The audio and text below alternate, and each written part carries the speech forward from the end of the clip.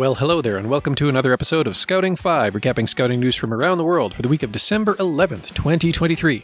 I'm Scouter Ken, and I am once again recording from St. Albert, Alberta. And, again, without the apologies, it has been a little while since I've had a chance to do one of these. But I'm actually going to try and change up the format a little bit with this one. Rather than actually reading quotations from each article, I started using a service called Quillbot, which kind of uses some lightweight AI technology to generate summaries of the articles that I find. So we'll see if it works. The advantage of doing it this way is that I might be able to generate episode transcripts, and the disadvantage is that maybe it isn't going to meet your expectations or convey all the right information in the way that you'd hope it would versus quoting the article. So we'll see. But if it does work and people like the ability that it gives me to post show notes, like full transcripts in the show notes or nearly full transcripts in the show notes, not in what comes out on the podcast feed, mind you, but what will appear on scoutingstuffpodcast.com. If people like it, I'll keep it. If not, this will be a one-off, and we'll go back to doing it the other way.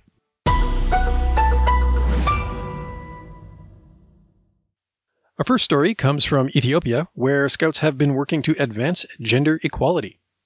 The Ethiopia Scout Association is focusing on advancing the status of women and girls through the Advancing Gender Equality Through Scouting project. The initiative aims to promote diversity and inclusion in scouting and communities, addressing still prevalent cultural perceptions of women and girls as inferior.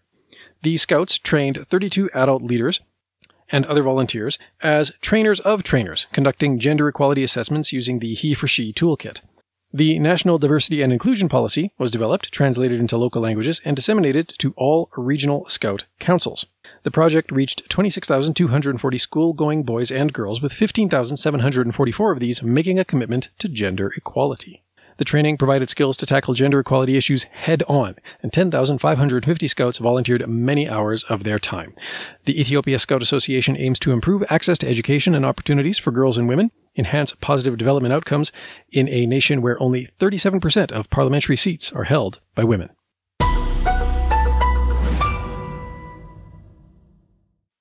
Elsewhere in Africa, there's a new initiative called Ticket to Life, which involves reintegrating vulnerable young people into their communities and into scouting through different kinds of educational programs.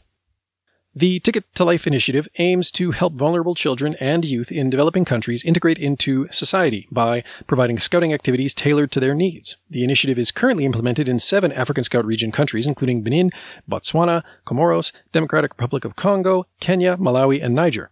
The initiative has reached out to various disadvantaged segments of society, including orphaned children, refugees, street children, children with disabilities, those in conflict with the law, and HIV or AIDS victims. In Kenya, Ticket to Life Scout troops have been established in 9 locations, attracting approximately 288 young people. The Kenya Scouts Association has made educational program material accessible, trained Scout leaders, and supported income-generating activities to promote self-reliance. In the Matoto Special School for the Blind, a new Scout troop has been established, providing Braille access to the educational program handbook, as well as mattresses. In Kisumu, Ring Road Orphans Day School has been supported by Ticket to Life, introducing fish farming to support the school's needs. Ticket to Life in Niger began with an induction training for Scout leaders, and Scouting has taken firm roots in the SOS Children's Village, receiving support from the Office of the Governor. The initiative has also restored hope at Le Orphelinat Bon Samaritain, Good Samaritan Orphanage, in Niamey.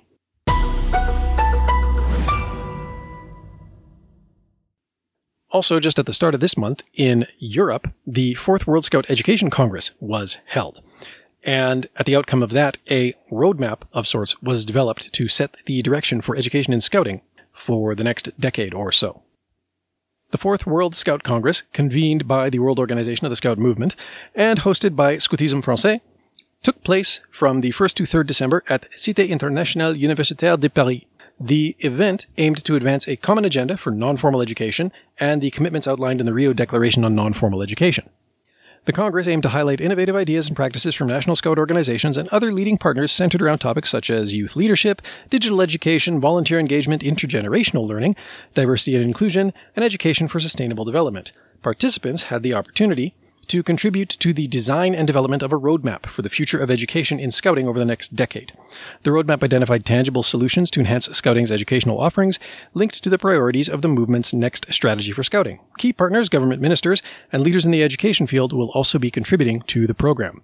Online learning and engagement opportunities were offered for Scouting leadership during the Congress.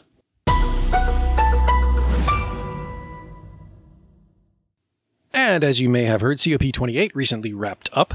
These are the annual climate talks that take place this year they were held in Dubai. I actually don't know if they are always held in Dubai, but this year they were.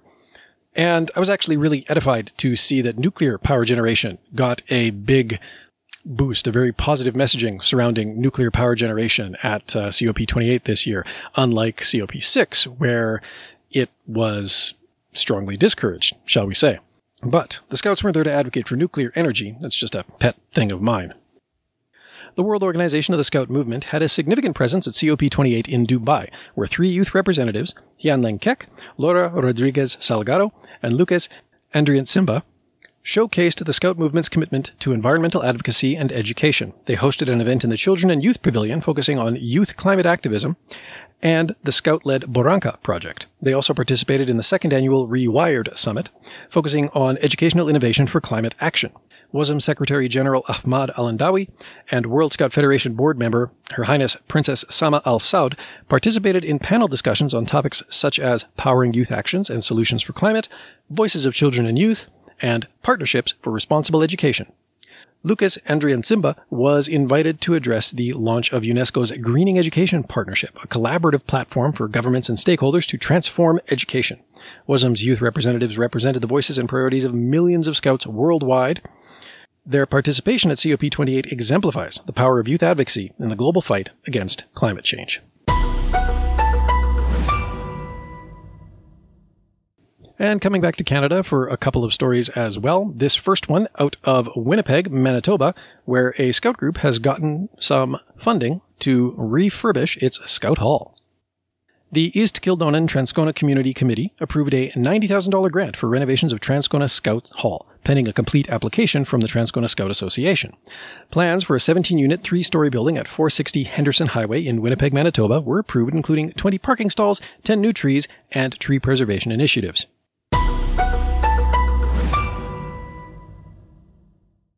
And finally, have a look around to see if Scouts in your area are selling Christmas trees.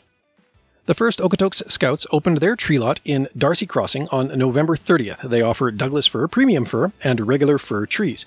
The purchase of a tree supports local groups, sends kids to camp, maintains equipment, and supports weekly adventures. This story comes via Okotoks, Alberta, but expect to find Scouts selling trees in many communities across Canada and the US, and possibly elsewhere too. And watch out in January for Scout groups that do an additional fundraiser of collecting your Christmas tree once you've taken down all the decorations. And that is all the news I have for you this week. Thank you again for listening. If I don't get another episode out before the end of next week, Merry Christmas, Happy New Year, and until next time, be prepared.